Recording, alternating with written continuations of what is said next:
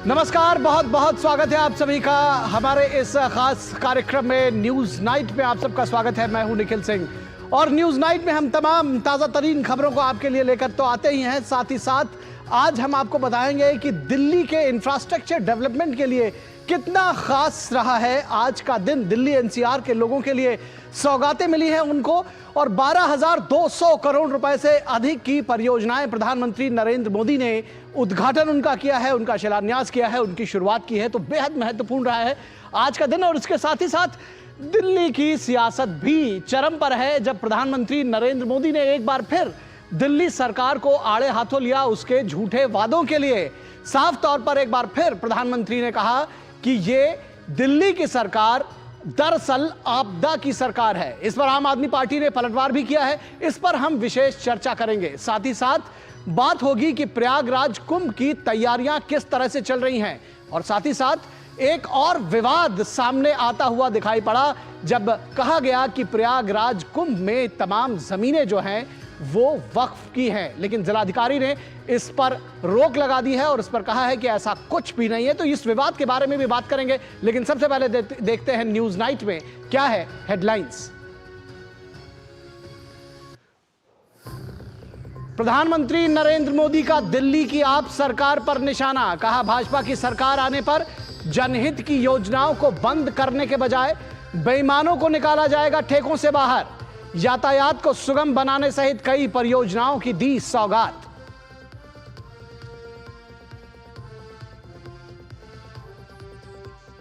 दिल्ली के पूर्व मुख्यमंत्री अरविंद केजरीवाल के आवास रेनोवेशन पर खर्च हुई 3 गुना राशि। एक अंग्रेजी अखबार ने कैग की रिपोर्ट छापकर किया खुलासा। भाजपा का बड़ा आरोप, कहा कोरोना महामारी के दौरान शीश महल पर किया जा रहा था खर्च।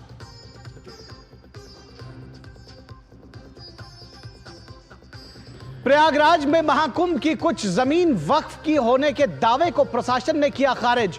जिलाधिकारी ने कहा ऐसा लोगों के खिलाफ की जाएगी कार्रवाई। महाकुंभ का हिस्सा बनने के लिए देश विदेश के श्रद्धालुओं का जुटना शुरू।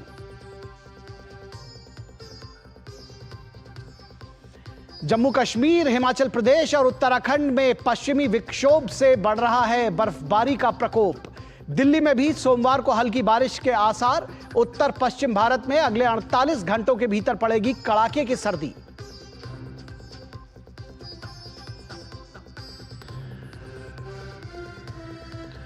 और ऑस्ट्रेलिया के साथ बॉर्डर गावस्कर ट्रॉफी गंवाने के बाद दिग्गजों के निशाने पर आई भारतीय टीम। ऑस्ट्रेलिया ने 10 साल बाद ट्रॉफी पर किया कब्जा। विश्व टेस्ट चैंपियनशिप के फाइनल में भी बनाई जगह।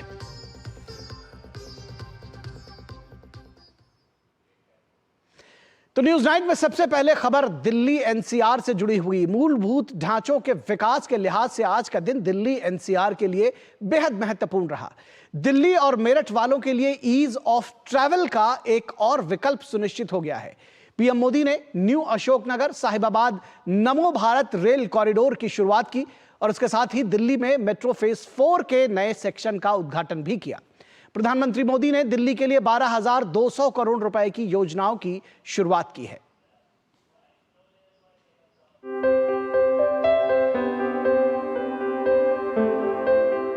न्यू अशोकनगर साहिबाबाद नमो भारत रेल कॉरिडोर पर यात्रा कर प्रधानमंत्री ने कनेक्टिविटी के क्षेत्र में एक नई शुरुआत की।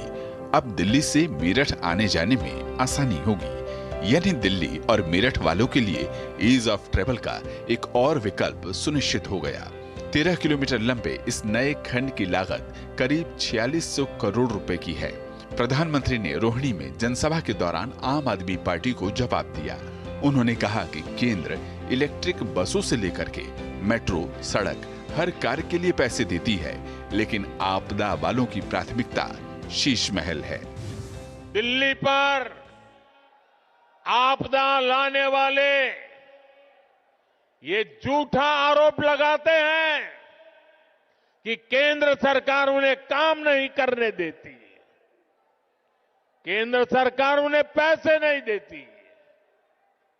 ये कितने बड़े झूठे हैं, इसका उदाहरण इनका शीश महल है।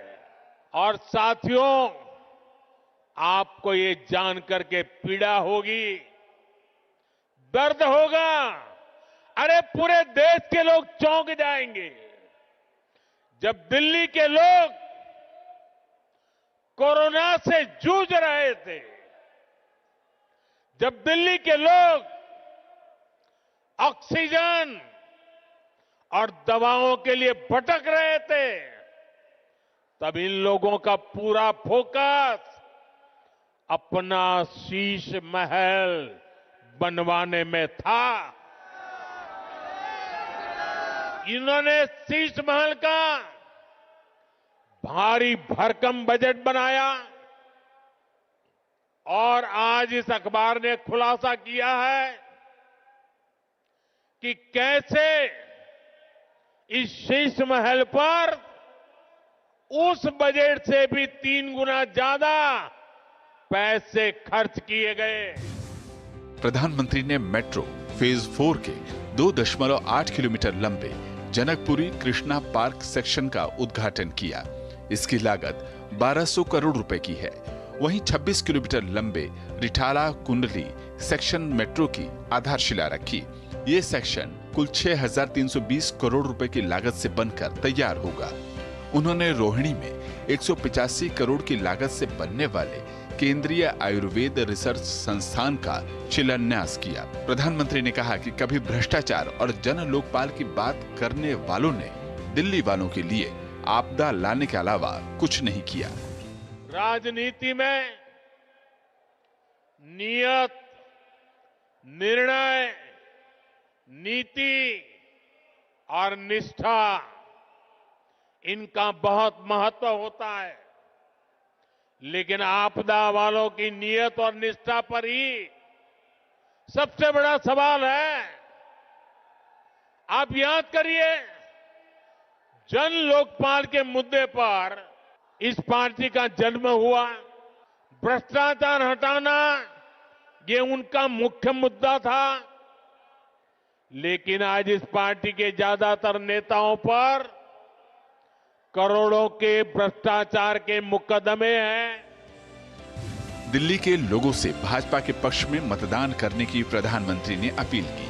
उन्होंने कहा कि आम आदमी पार्टी के झूठ और भ्रम से वे दूर रहें और उन्होंने विश्वास दिलाया कि प्रदेश में भाजपा सरकार का गठन होने के बाद जनहित की सभी योजनाएं जारी रहेंगी। सिर्फ भ्रष्टाचार और बेईमानों का कच्चा चिट्ठा खोला जाएगा और कार्रवाई सुनिश्चित की जाएगी। गिरीश निशाना और निशांत राय के साथ bureau report, DD news, Delhi.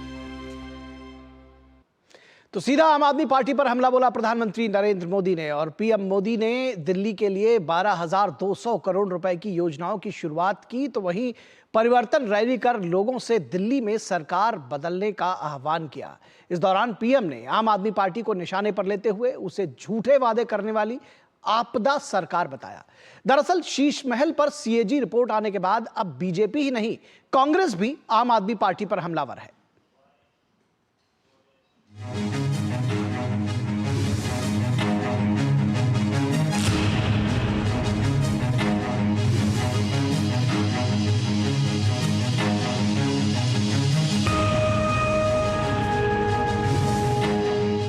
नीति, नियत, निष्ठा और त्याग के संकल्प के बड़े वादे करके दिल्ली की सत्ता पर काबिज हुई आम आदमी पार्टी अब भ्रष्टाचार से जुड़े कई गंभीर मामलों का सामना कर रही है।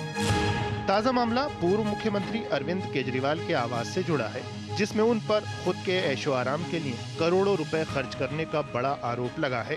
विपक्ष इसे लगातार शीश महल कहकर प्रचारित कर रहा है। एक समाचार पत्र ने नियंत्रक एवं महालेखा परीक्षक यानी कैग की रिपोर्ट से जो हैरत अंगेज खुलासा किया है, उसके मुताबिक सीएम आवास पर तय लागत से 3 गुना अधिक रकम यानी 33 करोड़ रुपए खर्च किए गए। तत्कालीन मुख्यमंत्री अरविंद केजरीवाल के लिए रेनोवेट हुए आवास का काम लोक निर्माण विभाग द्वारा किया गया था।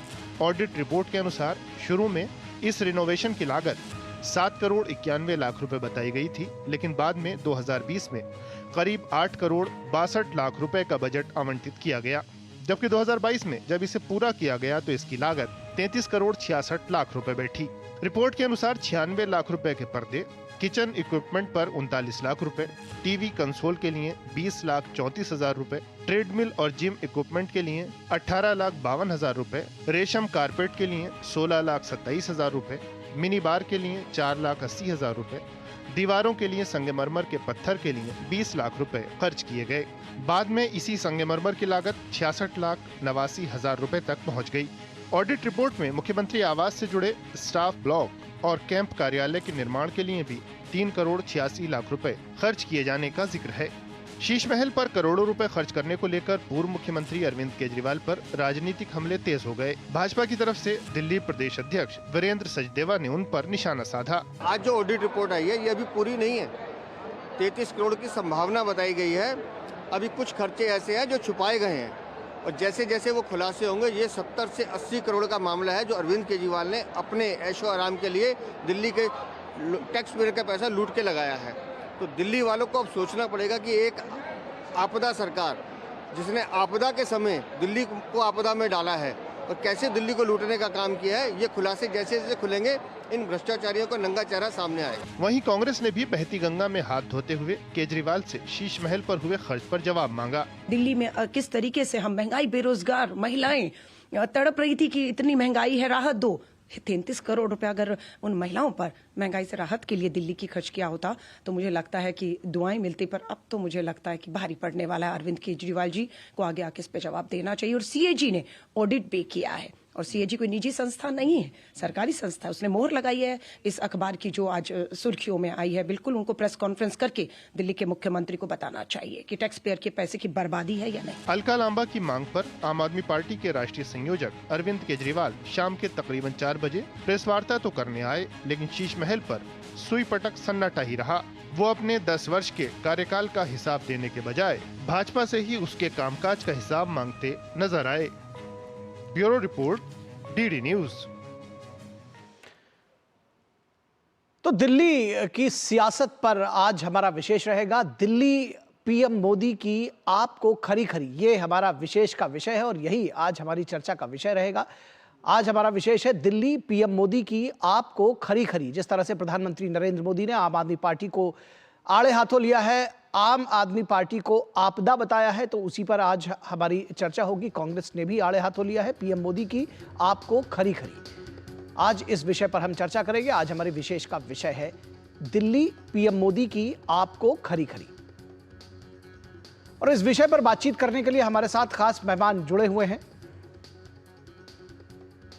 उनसे आपका परिचय करा दें। हमारे साथ परविंदर सिंह सेठी जो कि आम आदमी पार्टी के समर्थक माने जाते हैं, वो हमारे साथ जुड़े हुए हैं। परविंदर जी, बहुत स्वागत है आपका।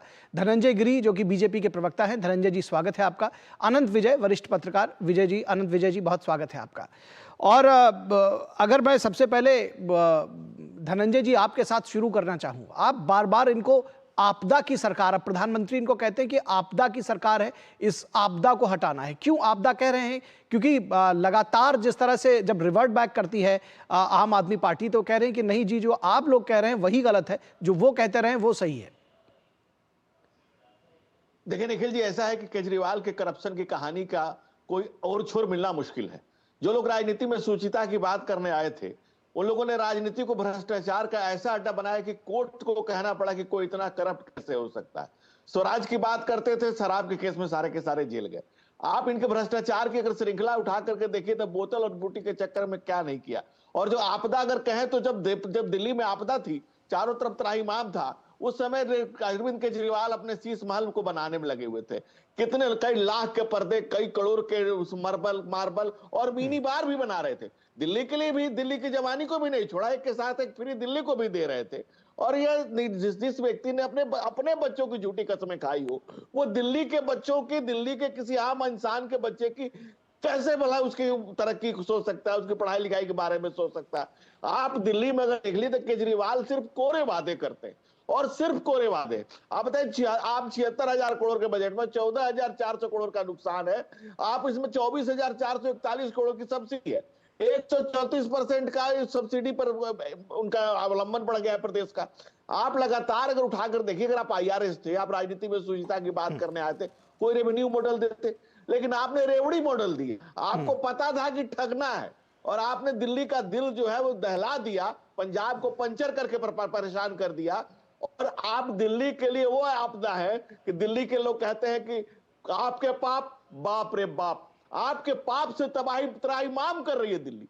दिल्ली की आम आवाम कह रही है कि बकस तो केजरीवाल, बहुत हो गया। अपने बच्चों की झूठी कस्में खाई, न अन्ना को छोड़ा, न नन्ना को छोड़ा, न दिल्ली की जवानी को छोड़ा, न जमुना के पानी को छोड़ा।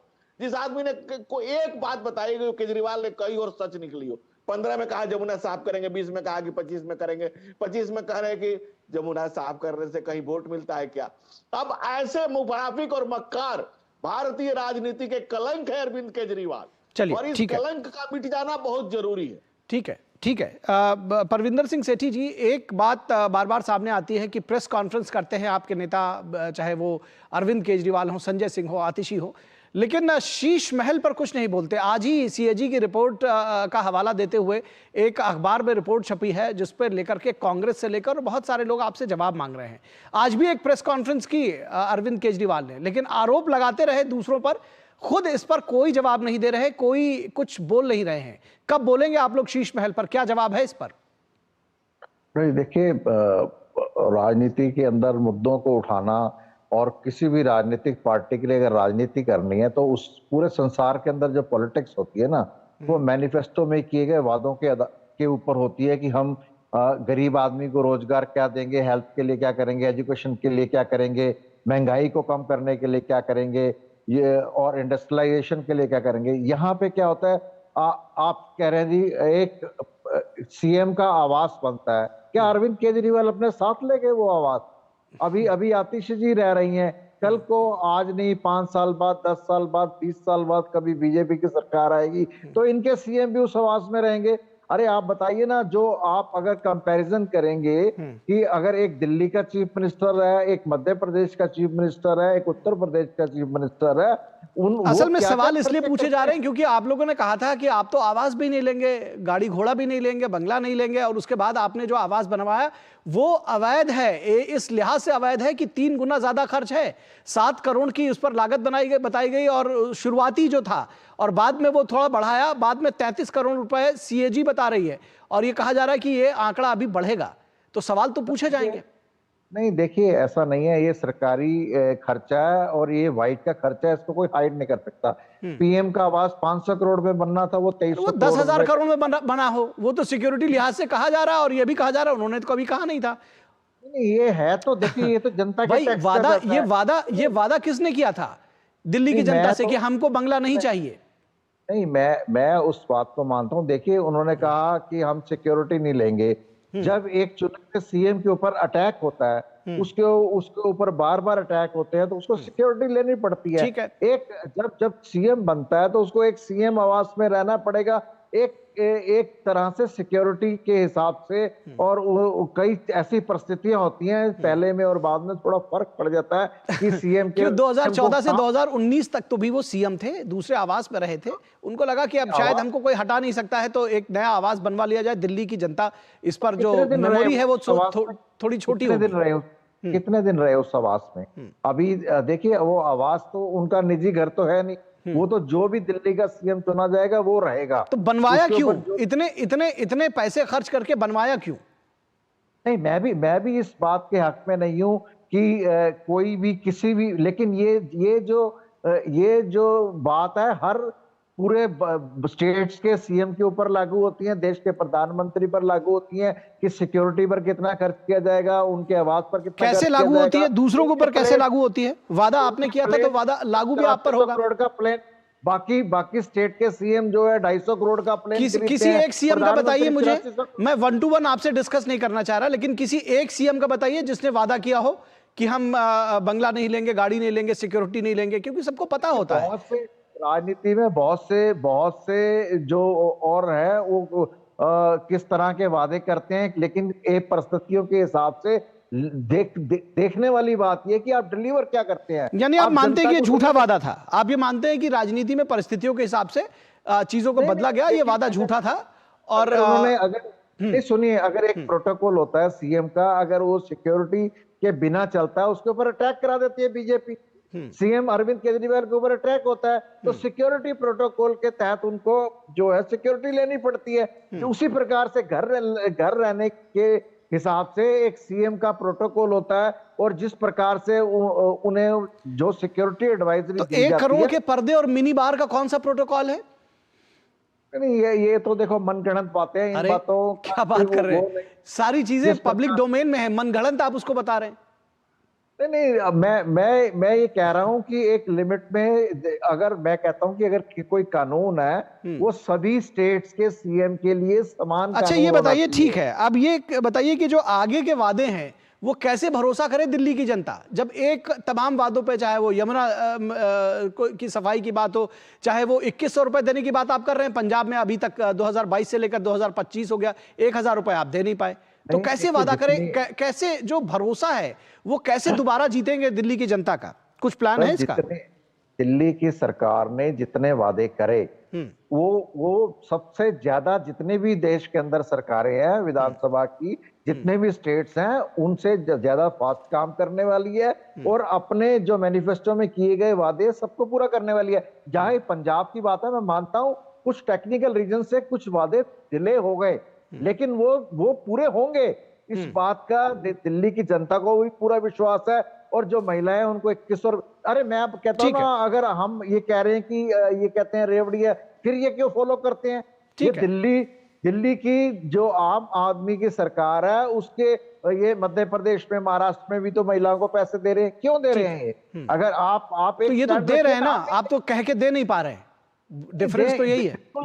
बिल्कुल सारे वादे पूरे हो गए, कुछ टेक्निकल रीजन की वजह से डिले हो जाते हैं। मैं आनंद विजय जी को जोड़ना चाहूंगा। आनंद विजय जी ये कह रहे हैं टेक्निकल रीजंस की वजह से कुछ वादे रह गए हैं। किस तरह से इन चुनावों में जो ये वादा है और झूठा वादा है, दरअसल ये भी अपने आप में एक मुद्दा बन चुका है। आनंद जी, आपकी आवाज नहीं आ रही है, एक बार जरा अपना मोबाइल या जो इंटरनेट है वो चेक कर लें। मैं अब आ रही है आपकी आवाज? जी, बोलिए। मैं ये कह रहा था कि सेठी साहब, निखिल जी आज आपके प्रश्न का उत्तर देने में खुद को असमर्थ पा रहे हैं, इसलिए दाएं बाएं कर रहे हैं आज। वैसे तो सेठी साहब बड़े आक्रामक रहते थे, लेकिन जो शीश महल का मसला है वो थोड़ा आम आदमी पार्टी की दुखती रग है जी। और मेरा मानना है कि शीश महल के मुद्दे से जनता का ध्यान भटकाने के लिए ही तमाम तरह के मुद्दे, चाहे वो पुजारियों को पेंशन देने की बात हो, महिलाओं को ये देने की बात हो, लेकिन प्रधानमंत्री नरेंद्र मोदी ने फिर से दिल्ली में विमर्श के नैरेटिव के केंद्र में शीश महल को लाके खड़ा कर दिया। देखिए, अरविंद जी को मैं बहुत क्लोजली 2010 से फॉलो कर रहा हूं। अरविंद जी और मनीष सिसोदिया ने निरंतर ये वादा किया था कि वो किसी प्रकार के एक्स्ट्रा, और मैंने वो दिन भी देखा है निखिल जी, जब इंडिया हैबिटेट सेंटर और इंडिया इंटरनेशनल सेंटर के कार्यक्रमों में मनीष सिसोदिया जी आते थे, डिप्टी चीफ मिनिस्टर होने के बावजूद, मिनिस्टर होने के बावजूद पीछे बैठ जाते थे।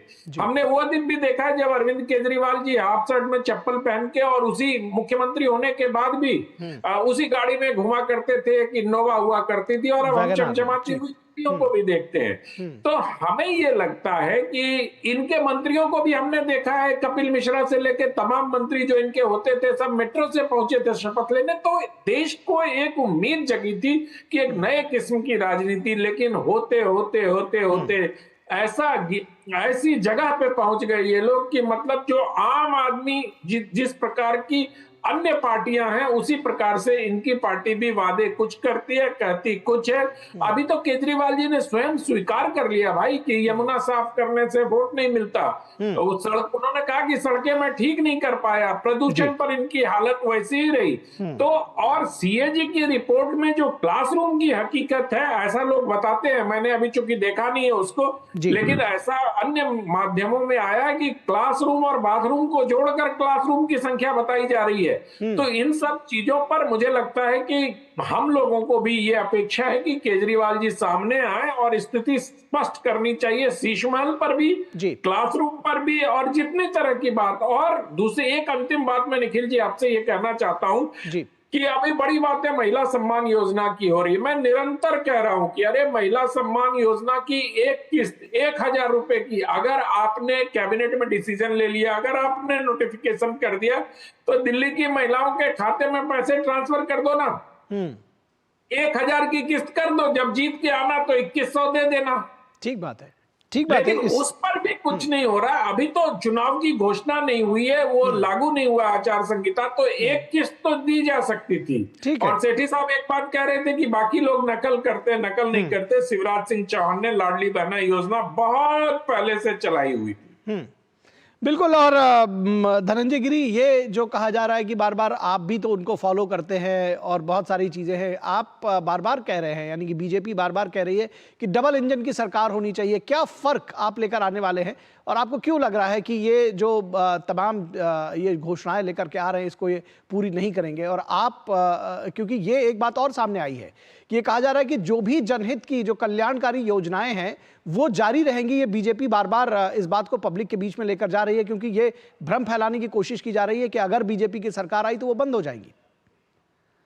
निखिल जी देखिए, शीश महल से शर्मसार सेठी जी भी नजर आ रहे हैं। आपने देखा कि शीश महल के नाम पर बाएं देख रहे हैं, दाएं देख रहे हैं, शीश इनका भी झुका हुआ है जब से आप शीश महल की बात इनसे कर रहे हैं। केजरीवाल जैसा कपूत दिल्ली के मन में आंगन में डेढ़ा डाले तो कोई सच्चा सौदा नहीं हो सकता है, और ये तय बात है। और आप देखिए लगातार जो दिल्ली जल बोर्ड 600 करोड़ के घाटा में था, 76,000 करोड़ के घाटे में। और भाई साहब जो कह रहे थे बिल्कुल ठीक कर रहे थे, सीएजी की रिपोर्ट आई है, बाथरूम को भी क्लासरूम में काउंट किया, उसमें 3300 करोड़ का घोटाला है, उसकी अलग से जांच शुरू हुई है। जो आपने वहां खोला मोहल्ला क्लिनिक, आपकी खुद की रिपोर्ट है कि 40% में परमानेंट डॉक्टर नहीं, उसके दवा घोटाला की अलग से जांच हो रही है, जिसमें भारतीय जनता पार्टी एक राजनीतिक दल ही नहीं, भारत के जनमन को स्थापित करने का, उसका उत्थान का, भारतीय जनमानस के विकास का, भारत के विकास के लिए कटिबद्ध एक राजनीतिक दल है। नरेंद्र मोदी वो भगीरथ है जिन्होंने विकास की जितनी गंगाएं बहाई हैं वो खुद भी उसकी गिनती नहीं कर पाएंगे।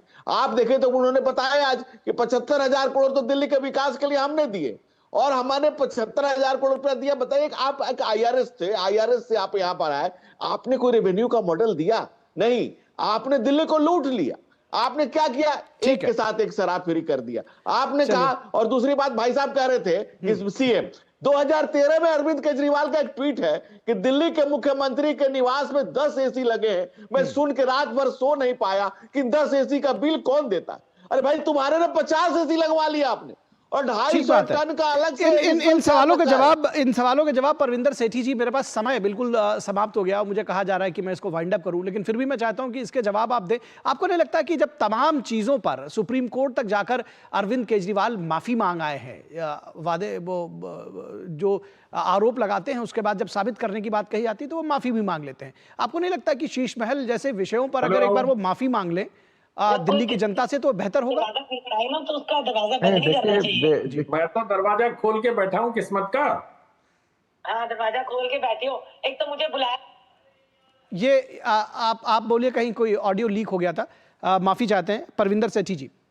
नहीं, मैं तो ये कहूंगा कि देखो, राजनीति के अंदर एक बड़ा बदलाव आना चाहिए, और सब बार बार मैं ये कहता हूँ, भारतीय जनता पार्टी सरकार चला रही है, वो ऐसा एक कानून ये लेके आए जिसके अंदर एक तो बेसिक क्वालिफिकेशन तय की जाए, चाहे कोई विधायक हो चाहे कोई सांसद हो, और दूसरा क्रिमिनल बैकग्राउंड का कोई आदमी ना आए, और जो काम करेगा वही सर्वाइव करेगा। क्रिमिनल बैकग्राउंड का देखिए, यहाँ पर ये चर्चा नहीं हो रही, मैं चर्चा को विराम दूंगा, मैं चर्चा को विराम दूंगा, क्योंकि बात मोरालिटी की हो रही है, बात नैतिकता की हो रही है, बात ये हो रही है कि क्या कहा और क्या दिखाया, क्या कहा गया। बार बार आप कह रहे हैं कि जी बाकी राज्यों के मुख्यमंत्री, प्रधानमंत्री सब लोग बंगला ले रहे हैं, किसी ने नहीं कहा था कि हम सिक्योरिटी, सबको पता है कि भाई एक सिस्टम होता है, उसमें एक चीजें होती हैं। आपने तो उसका जो अमाउंट था उससे कई गुना ज्यादा आपने खाली उसके रेनोवेशन पर खर्च कर दिया। बात नैतिकता की है, बात झूठ बोलने की है। और जब आपने कहा कि क्रिमिनल एंटीसीडेंट्स, भाई मुख्यमंत्री के आवास में एक महिला की पिटाई होती है तो कोई जरूरी नहीं कि आदमी उसके रिकॉर्ड्स क्रिमिनल हो। दिमागी तौर पर अगर उसने इस चीजों को अपना लिया है तो कम से कम उसको दूर करने की जरूरत है। आज हमारे पास वक्त बस इतना ही है। मैं जानता हूं कि आप सब लोग इस पर कुछ ना कुछ बात करना चाहते हैं, जवाब देना चाहते हैं, लेकिन फिर किसी और दिन इस पर चर्चा करेंगे। धनंजय गिरी जी, बहुत शुक्रिया आपका, आप भी कुछ बोलना चाहते थे। परविंदर सेठी जी, आपका भी शुक्रिया, और अनंत विजय जी, आपका भी शुक्रिया। और यहां रुकेंगे एक छोटे से ब्रेक के लिए। ब्रेक के बाद जब वापस होंगे तो बात करेंगे महाकुंभ की।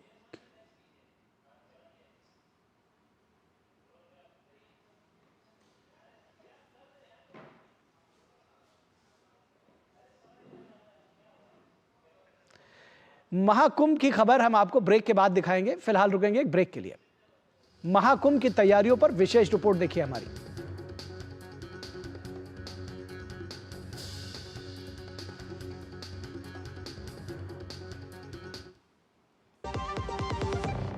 आज सुनो, खाने में कोई स्वाद नहीं है। अरे किफायती लाल, सस्ते वाले दाल मसाले, स्वाद हुआ बेकार, एकदम बकवास। इधर कीमती लाल को देखो, खाना बना कमाल। MDH की हल्दी मिर्ची धनिया करे कमाल। ये रंग दे, ये खुशबू दे, ये तीखा, ये कम पड़े। समझे किफायती लाल, क्या निराला MDH मसाला।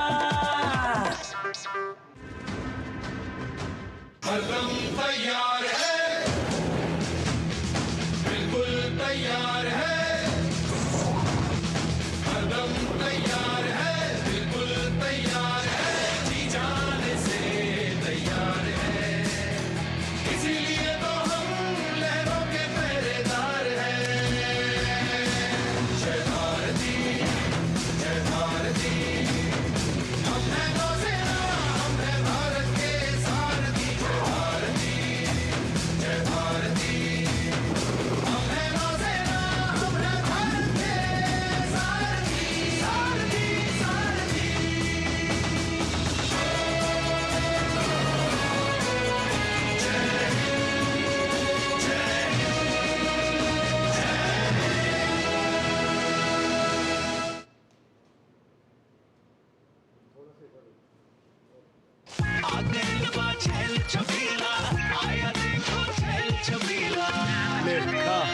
अच्छा भैया, मेरी गाय को भी अपने हाथों से चारा खिला दो। अरे खिलाई देते हैं।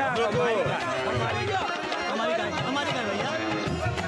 क्या हो गया, पूरा का पूरा गांव यहाँ आ गया। अच्छा भैया, इसी हाथ से चारा खिलाते हो, तभी तो आपके गाय भैंसों की ब्यात सबसे ज्यादा है। अरे पगले, ये चमत्कार इस हाथ का नहीं, हाथ में जो कपिला पशु आहार है उसका है, जो पशुओं की सेहत अच्छी रखता है और ब्यात भी बढ़ाता है। ले जाओ।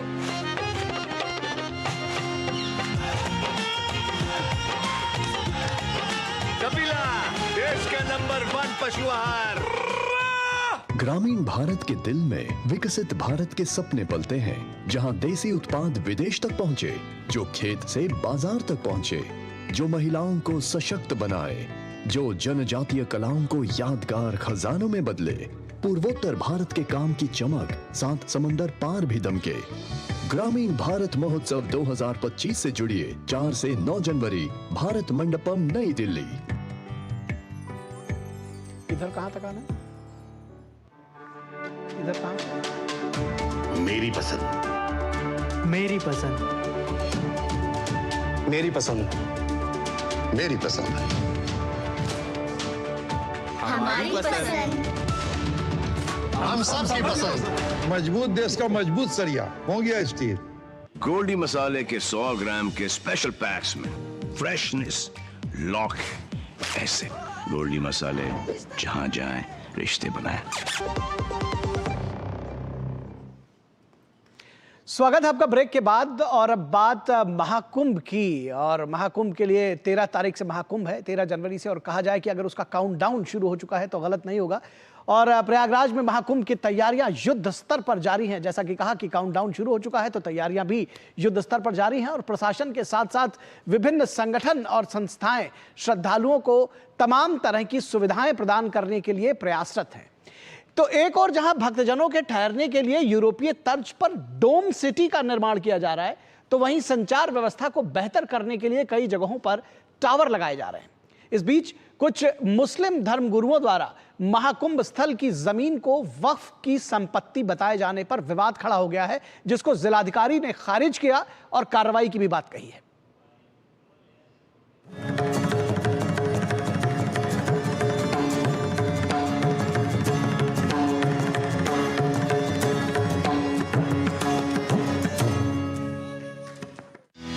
अंतिम चरण में महाकुंभ की तैयारी, देश विदेश से श्रद्धालुओं का आगमन, डोम सिटी का निर्माण, सुविधाओं से लैस महाकुंभ। तीर्थ नगरी प्रयागराज में 13 जनवरी से शुरू होने वाले महाकुंभ के लिए तैयारियां युद्ध स्तर पर जारी हैं। तीर्थ नगरी में बड़ी संख्या में देश और विदेश के श्रद्धालुओं के साथ ही साधु संतों का आना जारी है। इस बीच कुछ मुस्लिम धर्म गुरुओं द्वारा महाकुंभ स्थल की जमीन को वक्फ की संपत्ति बताए जाने पर विवाद खड़ा हो गया है। जमीन के बहुत सारे हिस्से पर जो शामियाने तंबू वगैरह लगाए गए हैं, इंतजाम किए गए हैं, मेला लग रहा है, ये वक्फ की जमीन है और वहाँ के मुसलमानों की जमीन है। प्रयागराज के जिलाधिकारी ने इस बात का खंडन करते हुए उनके खिलाफ कार्रवाई की बात कही है। कोई ऐसे अफवाह फैलाता है तो हमने पहले भी कहा है, फिर हम कहते हैं कि कोई भी सोशल मीडिया या किसी अन्य माध्यम से अफवाह फैलाने का प्रयास करेगा, निश्चित रूप से कड़ी कार्रवाई करेंगे। वहीं इस बार महाकुंभ में देश विदेश से 40 से 45 करोड़ श्रद्धालुओं के आगमन को देखते हुए खास तैयारियां की जा रही हैं। भारत में पहली बार यूरोपीय तर्ज पर तमाम लग्जरी सुविधाओं से लैस डोम सिटी का निर्माण किया जा रहा है। प्रयागराज के महाकुंभ में पहली बार डोम सिटी बनाई जा रही है। तमाम सुविधाओं से लैस है ये डोम सिटी। देश विदेश से जो श्रद्धालु आते हैं, अगर वो ज्यादा सुविधा वाली जगह पर रुकना चाहते हैं तो उसकी भी व्यवस्था इस बार महाकुंभ 2025 में प्रयागराज में की गई है, डोम सिटी में। बहुत ही खूबसूरत और बहुत ही सुविधाजनक। जो भी इनफैक्ट जो भी बाहर से लोग आते हैं उनको यहाँ पर कुंभ के मेला ग्राउंड में क्षेत्र में बहुत सारी चीजें होती है, फैसिलिटीज उनको चाहिए होती है। तो यहाँ मैंने देखा कि यहाँ ऑलमोस्ट सारी सुविधाएं उन्होंने उपलब्ध कराने का पूरा प्रयास किया है। सबसे पहले तो योगी जी और माननीय प्रधानमंत्री जी मोदी जी को बहुत बहुत धन्यवाद देना चाहेंगे। इतनी अच्छी व्यवस्था है और जैसा कि आपने डोम सिटी के विषय में बताया, एक वास्तव में एकदम दिव्य चीज है। इसी तरह महाकुंभ में सभी श्रद्धालुओं को बेहतर संचार सुविधाएं प्रदान की जाएंगी। महाकुंभ की तैयारियां केवल सरकार नहीं कर रही है, निजी कंपनियां भी कर रही हैं। जो निजी कंपनियां मोबाइल को नेटवर्क प्रोवाइड कराती हैं, उन कंपनियों ने यहाँ 128 टावर लगाए हैं। हमारा 128 टावर लगा हुआ है यहाँ पे। ये हमारा जो है रनिंग वाला टावर है। हम जिससे इसको इंस्टॉल करके कहीं इंस्टॉल करके इसको हम लोग रन करके इसमें जो भी जियो का, अपना वोडाफोन का और अपना VI का भी लग जाएगा और BSNL का भी लग जाएगा और एयरटेल का भी लग जाएगा। महाकुंभ की धरती प्रयागराज जहां सभी लोगों को आमंत्रित कर रही है, वहीं पूरी दुनिया को मानवता का संदेश भी दे रही है। इसीलिए सरकार ने इस बार मैड्रिड, बर्लिन के अंतर्राष्ट्रीय पर्यटन व्यापार मेलों में भी महाकुंभ को सांस्कृतिक विरासत के रूप में पेश करने का फैसला किया है। मेला स्थल क्षेत्र में धीरे धीरे सभी अखाड़े पहुंचने लगे हैं। कुछ अखाड़े पहुंच भी गए हैं, जिन लोगों ने अपनी व्यवस्था संभालनी शुरू कर दी है। रविवार को स्वामी अवधेशानंद जी महाराज के आश्रम में ध्वज स्थापन किया गया। ब्यूरो इनपुट के साथ शैलेंद्र मिश्र और रामेंद्र सिंह की रिपोर्ट, DD न्यूज।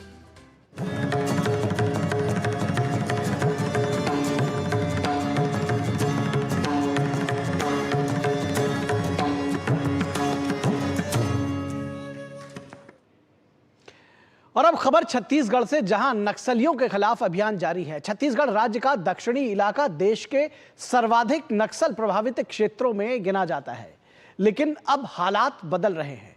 बस्तर को नक्सल मुक्त बनाने के लिए सुरक्षा बल कई तरह के ऑपरेशंस चला रहे हैं। सुरक्षा बल लगातार नक्सलियों का एनकाउंटर कर रहे हैं, जिसमें बस्तर में नक्सलवाद सिमट रहा है और माओवादियों का खौफ कम हो रहा है। देखिए हमारे संवाददाता सोमेश पटेल की ये रिपोर्ट। छत्तीसगढ़ के दांतेवाड़ा और नारायणपुर जिले की सीमा पर अंबुजा माड़ के जंगलों में पुलिस नक्सलियों के बीच मुठभेड़ में एक महिला नक्सली समेत 4 माओवादियों को मार गिराया गया है, जिसमें DRG जवान प्रधान आरक्षक शत्रु कारम शहीद हो गए। जो पूर्व में माओवादी संगठन में थे, आत्मसमर्पण के पश्चात वो सुरक्षा बल में शामिल होकर अभी वर्तमान में प्रधान आरक्षक पद में अभी DRG में कार्यरत थे। जैसा उनके द्वारा इस मुठभेड़ में काफ़ी बहादुरी से जो माओवादियों का हमला का सामना किए थे, इसमें 4 माओवादी की अभी डेड बॉडी पुलिस ने रिकवर की गई थी। लेकिन दुर्भाग्यवश इस मुठभेड़ में जो बुलेट इंजरी कारण से जो हमारा वीर जवान प्रधान आरक्षक सन्नू करम का शहादत हो गई थी। लेकिन इसके शहादत से प्रेरणा लेकर आने वाले समय में हमारा सुरक्षा बल और मजबूती से कार्रवाई करेगा। 2 दिन पहले गरियाबंद जिले के नक्सल प्रभावित सोनामाल जंगल में सुरक्षा बलों ने 3 नक्सलियों को मार गिराया था। इस ऑपरेशन में छत्तीसगढ़ और उड़ीसा के करीब 300 जवान शामिल थे। पिछले 1 साल के दौरान सुरक्षा बलों ने 217 नक्सलियों को मार गिराया। 879 नक्सली गिरफ्तार हुए और 816 नक्सलियों ने आत्मसमर्पण किया। छत्तीसगढ़ के मुख्यमंत्री विष्णुदेव साय ने सुरक्षा बलों के साहस की सराहना की। अभी जो 4 नक्सली ढेर हुए हैं, उनके लिए हमारे सुरक्षा बल के साहस को नमन करते हैं और उसमें एक हमारा भी जवान शहीद हुआ है। भगवान से प्रार्थना है कि उनकी आत्मा को शांति प्रदान करें और उनके शोक संतप्त परिवार को इस गहन शोक को सहने की शक्ति प्रदान करें। बस्तर के आईजी सुंदरराज पी का कहना है कि इस क्षेत्र में माओवादियों का लगातार इनकाउंटर हो रहा है, जिसमें सुरक्षा बलों को सफलता मिल रही है। छत्तीसगढ़ का बस्तर जो कभी नक्सलवाद का गढ़ माना जाता था, अब बदलाव की ओर बढ़ रहा है।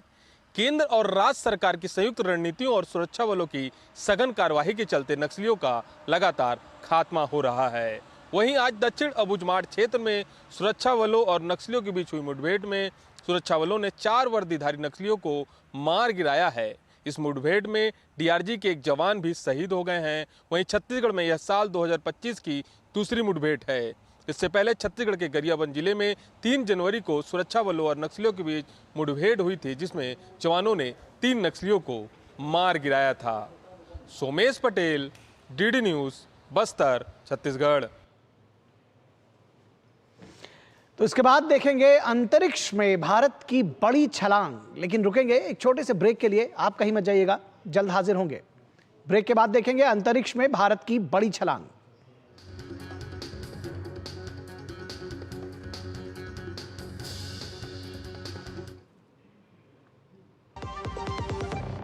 पशुपालन हमारी परंपरा, विरासत और संस्कृति की पहचान रही है। पशुपालन को लाभकारी और उन्नत बनाने के उद्देश्य से पशुपालन और डेयरी विभाग भारत सरकार प्रत्येक 5 वर्ष पर पशुधन गणना करता है। इस बार अक्टूबर 2024 से फरवरी 2025 में होने वाली पशुधन गणना में पोल्ट्री, पालतू पशुओं और आवारा पशुओं की कुल 219 नस्लों का डेटा एकत्रित किया जा रहा है। तो जब सरकारी कर्मचारी गणना के लिए आए तो उन्हें पशुधन की सही जानकारी दें। इससे पशुधन के लिए योजनाएं बनाने में मदद मिलेगी। पशुओं की नस्ल में सुधार होगा और मजबूत होगा आपकी आमदनी का आधार।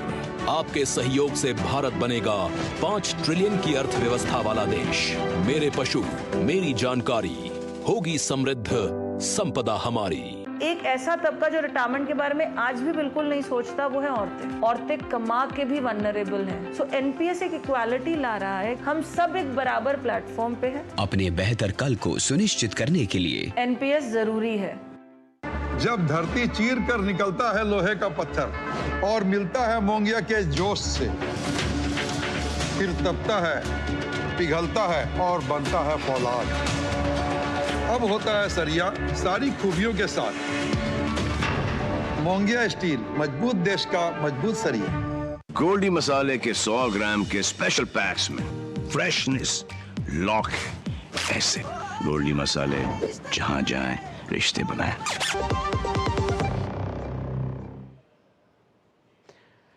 ब्रेक के बाद एक बार फिर आप सभी का स्वागत है और अब बात करेंगे इसरो की एक स्वर्णिम शानदार सफलता की। एक के बाद एक नए कीर्तिमान इसरो बना रहा है और इसी कड़ी में अंतरिक्ष में अंकुरित हुआ जीवन, जो इसरो है उसने अंतरिक्ष में जीवन को अंकुरित किया है और नए अंकुर फूटे हैं। किस तरह से इसरो को अंतरिक्ष में एक बड़ी सफलता हासिल हुई है और इसकी बात हम आज आपको बता रहे हैं। दरअसल जो अंतरिक्ष में पहली बार जीवन अंकुरित करने में इसरो को सफलता मिली है और अगर उसके बाद उसमें जो स्पेडिक्स मिशन है उसके साथ अंतरिक्ष में लोबिया भेजा गया था दरअसल, और 4 दिन में ये अंकुरित हो गया है। तो लोबिया भेजा गया था अंतरिक्ष में और वो 4 दिन में अंकुरित हुआ है। इसरो ने 30 दिसंबर को श्रीहरिकोटा से स्पेडिक्स मिशन की शुरुआत की थी। स्पेडिक्स यानी space docking experiment mission launch किया था कि स्पेस में किस तरह से 2 जो मिशन है उसको एक साथ डॉक किया जाएगा। इसके तहत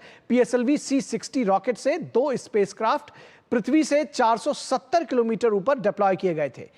470 किलोमीटर ऊपर 2 स्पेसक्राफ्ट डिप्लॉय किए गए थे। इसके साथ भेजे गए POEM-4 यानी PSLV orbital experimental module POEM-4, इसके साथ ही साथ क्रॉप मॉड्यूल भी भेजा गया था, जो क्रॉप्स जिसको कहा गया compact research module for orbital plant studies for orbital plant studies, इसने भी ये बड़ी सफलता पाई है। दरअसल ये जो ऑर्बिटल प्लांट स्टडीज था उसके तहत ये जो बीज थे भेजे गए थे लोबिया के। क्रॉप्स ने महज 4 दिनों में लोबिया के बीज को माइक्रोग्रेविटी के आधार पर अंकुरित किया है। तो स्पेस में लोबिया को अंकुरित किया गया है और ये अपने आप में एक बड़ी खबर है इसरो के लिहाज से और देश के लिहाज से। इस अंकुरित लोबिया में जल्द ही पत्तियां आने की उम्मीद है। ये इसकी बात इसरो की तरफ से भी आई है और नियंत्रित पर्यावरण में यानी कि कंट्रोल्ड एनवायरनमेंट में किए जा रहे प्रयोग के तहत लोबिया के 8 बीज भेजे गए थे। जब ये पेलोड भेजा गया था उसमें उसके साथ में रॉकेट में 8 जो लोबिया के बीज हैं वो भेजे गए थे और उसके साथ बीजों को सूक्ष्म गुरुत्वाकर्षण की स्थिति में विकसित होने दिया गया था। तो ये एक प्रयोग किया गया था। लोबिया तेजी से अंकुरित होने वाले पौधों में से एक है। इसकी ग्रोथ प्रक्रिया अंतरिक्ष में अध्ययन के लिए उपयुक्त है। तो कुछ लोग सवाल पूछ सकते हैं कि आखिर लोबिया ही क्यों? तो लोबिया में सहनशीलता भी बेहद ज्यादा है। यह पोषण महत्व वाला पौधा है और ये अंकुरित भी बहुत तेजी से होता है। चेजर मॉड्यूल ने अंतरिक्ष में एक in orbit space selfie video record किया और उसके जरिए यह रिकॉर्ड किया गया कि जो लोबिया है उनमें अंकुर आने लगे हैं। ये जो सेल्फी लिया गया, सेल्फी वीडियो, उसके जरिए ये जानकारी मिली। और इसरो अब अंतरिक्ष में पालक उगाने की तैयारी में है, यानी कि एक स्टेप फर्दर अब पालक भी उगाने की तैयारी में है इसरो। तो एक के बाद एक नए प्रयोग किए जा रहे हैं। स्पेसएक्स के साथ रिसर्च और डेवलपमेंट से जुड़े 24 पेलोड भी भेजे गए हैं। 24 पेलोड भेजे गए हैं जिसमें 14 इसरो के हैं और 10 जो अन्य जो कंपनियां हैं, ये कहा जाए कि जो प्राइवेट मिशन हैं वो भेजे गए हैं। इन पेलोड्स को पृथ्वी से 700 किलोमीटर की ऊंचाई पर डॉक किया गया है, यानी कि वहां पर 700 किलोमीटर की ऊंचाई पर उनको रोका गया है। 14 पेलोड इसरो के और बाकी 10 स्टार्टअप्स और एकेडमीज से जुड़े हुए हैं और इनमें ही जो है अब पालक भी उगाने की तैयारी है।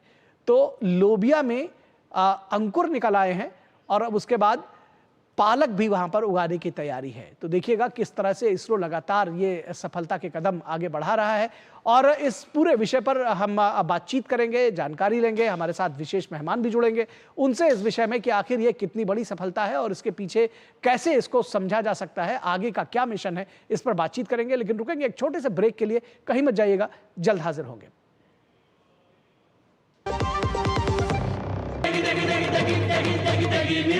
MDH की देगी मिर्च, देगी मिर्च का तड़का, अंग अंग फड़का। MDH की देगी मिर्च। हरदम तैयार है, बिल्कुल तैयार है, हरदम तैयार है, बिल्कुल तैयार है, जी जाने से तैयार है, इसीलिए तो हम लहरों के पहरेदार हैं। जय भारती, जय भारती, हम हैं नौसेना, हम हैं भारत के सारथी। जय भारती, जय भारती, हम हैं नौसेना, हम हैं भारत के सारथी, सारथी, सारथी।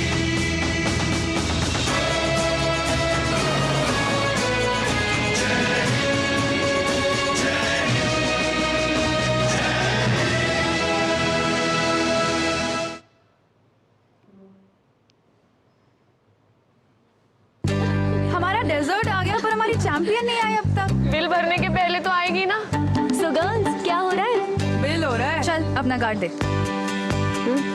पिन दे। RBI कहता है अपना पिन, OTP, CVV या इंटरनेट बैंकिंग पासवर्ड किसी को ना दे। ऑनलाइन बैंकिंग सिर्फ अपने ही कंप्यूटर, मोबाइल और सिक्योर नेटवर्क से करें। हाँ, ये खाने की चैंपियनशिप थी क्या? RBI कहता है जानकार बनिए, सतर्क रहिए। मेरी पसंद, मेरी पसंद, मेरी पसंद, मेरी पसंद, हमारी पसंद, हम सबकी पसंद। मजबूत देश का मजबूत सरिया हो गया स्टील। गोल्डी मसाले के 100 ग्राम के स्पेशल पैक्स में फ्रेशनेस लॉक है। ऐसे गोल्डी मसाले जहां जाएं रिश्ते बनाएं। स्वागत है आपका ब्रेक के बाद। और हम जिस तरह से स्पेस की जो एक्टिविटीज़ है उस पर लगातार नई कीर्तिमान बना रहा है इसरो, और अब एक नई छलांग लगाई है, अंतरिक्ष में अंकुरित हुआ है जीवन। इस विषय पर बातचीत करने के लिए हमारे साथ खास मेहमान जुड़े हुए हैं, उनसे आपका परिचय करा दें। हमारे साथ अजय लेले जी जुड़े हुए हैं जो कि स्पेस एक्सपर्ट है, IDSA से जुड़े हुए हैं। अजय जी, बहुत स्वागत है आपका। और ये जो मिशन रहा है, ये जो अभियान रहा है, इसको कैसे समझना चाहिए? लोबिया अंकुरित हुआ है, पालक उगाने की तैयारी है, किस तरह से इसको समझे? आगे की क्या तैयारी, इससे क्या फायदा भी होगा, ये भी थोड़ा आसान शब्दों में हमारे दर्शकों को बताइए। ये मिशन के दो प्रमुख भाग हैं। एक भाग है जो 7 तारीख को इसरो उसका परीक्षण करेगा, जहां पे उनके ऑलरेडी 2 स्पेसक्राफ्ट आसमान में है, उनका डॉकिंग होगा। और दूसरा भाग जो है वो POAM-4 का है, जिसमें उन्होंने 24 एक्सपेरिमेंट्स भेजे हैं। ये 24 एक्सपेरिमेंट्स में 14 एक्सपेरिमेंट्स खुद इसरो के हैं और 10 एक्सपेरिमेंट आपके एकेडमिक इंस्टीट्यूट से हैं या आपके स्टार्टअप से हैं। जो एकेडमिक इंस्टीट्यूट्स के एक्सपेरिमेंट्स है उसमें एस्ट्रोबायोलॉजी के ऊपर 3 एक्सपेरिमेंट्स है।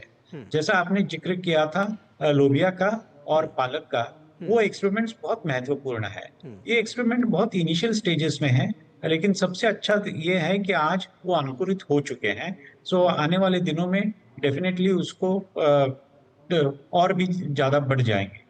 पालक का भी एक्सपेरिमेंट है, वो काफी इंटरेस्टिंग एक्सपेरिमेंट है, क्योंकि हम ये देखना चाह रहे हैं कि इतनी ऊंचाई पर जहाँ पे ग्रेविटी बिल्कुल शून्य के बराबर होती है, वहां पे हमारी सब्जियां कैसे उग पाती है। सो पालक का जो एक्सपेरिमेंट है, वहां पे वो पालक का एक्सपेरिमेंट आसमान में भी रहेगा और पैरेलल जमीन के ऊपर भी वैसा ही एक्सपेरिमेंट होता रहेगा, जहाँ पे वो कंपेयर करेंगे कि आसमान में क्या होता है और जमीन पे क्या होता है। अगर आपने इसरो का पूरा आलेख देखा होगा तो आपको पता है कि इसरो मून पे जाने की कोशिश करने वाला है, ह्यूमंस को मून पे भेजने की कोशिश कर रहा है 2040 के इर्द गिर्द में। तो होता क्या है, जब आप एक ह्यूमन सिविलाइजेशन को किसी प्लैनेट पे बसाना चाहते हैं तो वो ह्यूमंस को फूड लगता है, बाकी काफी सारी चीजें लगती है। सो अंडर दो सर्कमस्टेंसेस आपको ये पहले से ही एक्सपेरिमेंट्स स्टार्ट करने चाहिए कि जब आपका एक सिविलाइजेशन वहां पे होगा, वहां पे आप सब्जियां उगा पाए। तो इसलिए ये एक्सपेरिमेंट्स अभी से शुरू हुए हैं। जब 20-25 साल के बाद हमारा सिविलाइजेशन वहां पे होगा, तब लोगों को ये सब्जियां उगा के, बिकॉज इसमें काफी सारी और चीजें करनी पड़ेंगी, तो ये फर्स्ट स्टेप्स है और वो काफी सक्सेसफुल हुए हैं।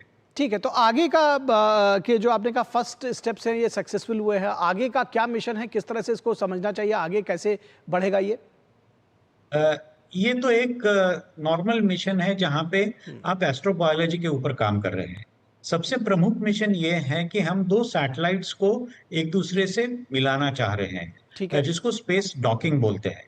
स्पेस डॉकिंग इसलिए हम करना चाह रहे हैं कि हमारा चांद्रयान-4 जो मिशन जाएगा, उसमें भी हम पूरे मिशन को पार्ट बाय पार्ट आसमान में भेजेंगे और वहां पे वो सैटेलाइट के पार्ट्स एक दूसरे के साथ डॉकिंग करेंगे और पूरा सैटेलाइट हो जाएगा जो चंद्रमा की तरफ बढ़ जाएगा।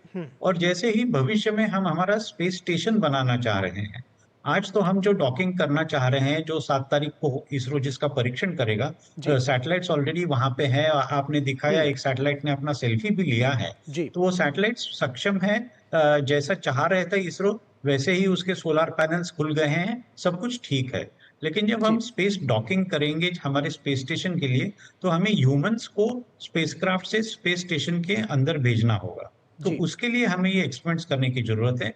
तो जैसा मैंने बोला, एस्ट्रोबायोलॉजी में भी हमारा फर्स्ट स्टेप है, वैसा ही हमारा ये फर्स्ट स्टेप होगा जहां पे हम पहले रोबोटिक 2 सैटेलाइट्स को जोड़ने की कोशिश करेंगे और उसके आगे ये तंत्रज्ञान और आगे जाएगा जहां पे हम ह्यूमन का भी डॉकिंग कर सकते हैं ह्यूमन मिशन में। जी, निश्चित तौर पर तो ये बहुत महत्वाकांक्षी मिशन हैं। बहुत शुक्रिया अजय जी इस तमाम बातचीत और जानकारी के लिए। और अब बात क्रिकेट की करेंगे। शायद बहुत अच्छा नहीं लगा होगा भारत के जो क्रिकेट प्रेमी हैं, क्योंकि सिडनी टेस्ट हारने के साथ ही भारत का ऑस्ट्रेलिया दौरा भी खत्म हो गया है। ऑस्ट्रेलिया की टीम विश्व टेस्ट चैंपियनशिप के फाइनल में पहुंच गई है। वहीं दूसरी तरफ भारतीय टीम के आलोचना का सिलसिला और तेज हो गया है। वैसे केवल पर्थ टेस्ट को छोड़ दिया जाए तो बाकी 4 टेस्ट मैचेस में टीम इंडिया के बेस्ट सितारे फ्लॉप रहे और इनका ना चलना ही टीम का सीरीज हार का बड़ा कारण भी बना है। तो आइए जानते हैं कौन कौन से हैं वो सितारे जो इस पूरी सीरीज के दौरान फीके रहे। पर्थ टेस्ट को जीतकर शान से बॉर्डर गावस्कर ट्रॉफी का आगाज करने वाली टीम इंडिया से आखिरकार सिडनी में आकर इस ट्रॉफी पर 10 साल से बरकरार कब्जा छूट गया। सिडनी टेस्ट को ऑस्ट्रेलिया ने 6 विकेट से अपने नाम किया और बॉर्डर गावस्कर ट्रॉफी को 3-1 से जीत लिया। ऑस्ट्रेलिया की टीम ने 2014-15 के बाद पहली बार बॉर्डर गावस्कर ट्रॉफी को 3-1 से अपने नाम किया। ऐसे में अगर इस हार के गुनहगारों को देखा जाए तो इसमें सबसे पहला नाम रोहित शर्मा का आता है। रोहित शर्मा ने बॉर्डर गावस्कर ट्रॉफी सीरीज के 3 मैचों की 5 पारियों में 6.20 के औसत से सिर्फ 31 रन बनाए और उनका सर्वाधिक स्कोर 10 रन रहा। यानी टीम इंडिया के लीडर का ये हाल रहा तो बाकियों को क्या कहा जाए। इस कड़ी में दूसरा नाम विराट कोहली का है। विराट कोहली ने 5 मैचों की 9 पारी में 23.75 के औसत से सिर्फ 190 रन बनाए। पर्थ टेस्ट की शतकीय पारी को हटा दिया जाए तो इस बल्लेबाज ने 8 पारियों में सिर्फ 90 रन बनाए। मिडिल ऑर्डर में कोहली का रन बनाना बेहद जरूरी था, लेकिन कोहली लगातार फ्लॉप होते रहे। वहीं इस क्रम में तीसरा नाम शुभमन गिल का है। तीसरे नंबर पर बल्लेबाजी करने वाले शुभमन गिल ने भी बेहद निराश किया। गिल ने 3 मैच की 5 पारियों में 18.60 के औसत से 93 रन बनाए, जबकि ये वह क्रम था जहां टीम को संभालने और पारी को आगे बढ़ाने में रन बनाना बेहद अहम हो जाता है। हार के चौथे बड़े कारण रवींद्र जडेजा रहे। रवींद्र जडेजा पूरी सीरीज में ना तो बल्ले से और ना ही गेंद से कमाल दिखा पाए। इस सीरीज में जडेजा के बल्लेबाजी परफॉर्मेंस को देखें तो इस बल्लेबाज ने 3 मैच की 5 पारियों में 27 के औसत से 135 रन बनाए, जबकि वहीं गेंदबाजी में 3 मैच की 4 पारियों में वो सिर्फ 4 विकेट ही ले पाए। सिडनी टेस्ट मैच के तीसरे दिन जडेजा से बड़ी पारी की उम्मीद थी, लेकिन वो खुद को इस उम्मीद पर खरा नहीं उतार पाए। We must prepare specialist test players, at least the batsmen. There were 6 or 7 fast bowlers were taken to Australia, and look what happened. Australia won in 27 overs. So this was just with minus Bumrah, the reality check was there. भारतीय team का इस series में कितना लचर प्रदर्शन रहा, इसका अंदाजा इसी बात से लगाया जा सकता है कि टीम कुल 7 बार इस सीरीज में 200 के आंकड़े के अंदर सिमट गई, जो कि किसी सीरीज में 200 से कम में ऑल आउट होने के मामले में संयुक्त तौर पर सर्वाधिक आंकड़ा है। तो जाहिर तौर पर इन बड़े नामों को अब अपने इस खराब प्रदर्शन का जवाब अपने बल्ले से ही देना होगा। लेकिन बात केवल यहीं पर खत्म नहीं होती, बल्कि इस पूरी सीरीज के दौरान टीम इंडिया की रणनीतियां भी पूरी तरह से विफल साबित हुई, जिसके लिए अब कहीं ना कहीं सवाल के घेरे में टीम मैनेजमेंट भी है। कैमरामैन आशीष के साथ मैं गौरव कुमार, डीडी न्यूज़, दिल्ली। और इस पर बातचीत करने के लिए हमारे साथ हमारे संवाददाता गौरव जुड़े हुए हैं। गौरव, क्या सिर्फ बल्लेबाजों को इसका दोषी समझा जाए या फिर ये भी समझना चाहिए कि कुछ आपसी सामंजस्य में भी कुछ कमी रही टीम में? बिल्कुल निखिल, इसमें कोई दो राय नहीं है, क्योंकि केवल बल्लेबाजों पर ठीक रहा। शायद बल्लेबाजों ने तो गलती की ही है, क्योंकि जो भी हम टेस्ट मैच हारे हैं वहाँ पे बल्लेबाजों की एक भारी कमी जो है वो निकल करके सामने को देखने को मिली है। लेकिन इसके अलावा टीम मैनेजमेंट की भी कमी निकलने को देखने को मिली है, क्योंकि जिस तरह से सिडनी की जो पिच थी वो तेज रफ्तार वाली पिच थी। उस पिच पे आप 2 स्पिनर्स के साथ उतर रहे हैं, और वो भी वो स्पिनर्स जिन्होंने अभी तक कोई बहुत अच्छा उनका ट्रैक रिकॉर्ड जो है वो नहीं रहा था इस पूरी सीरीज के दौरान। खासतौर से अगर बात करें जडेजा की, उन्होंने भी कोई बहुत अच्छा प्रभावित जो है वो नहीं किया था। इसके अलावा वाशिंगटन सुंदर की अगर बात करें तो ना तो वो बल्ले से और ना ही वो अपनी गेंदों से जो है वो कोई कमाल दिखा पाए थे। इसके अलावा अगर बात करें तो जिस तरह से क्रमों में बदलाव किया गया, जिस तरह से बैटिंग जो ऑर्डर होता है उसको सीरीज के बीच में चेंजेस किए गए, वो भी जो है वो कहीं ना कहीं टीम मैनेजमेंट पर कई बड़े सवाल जो है वो उठाता है। और सबसे बड़ी बात यह है कि आपका परफॉर्मेंस केवल इस सीरीज से डाउन नहीं था, इससे पहले आप अपने ही घर पर न्यूजीलैंड से 3-0 से हारे थे।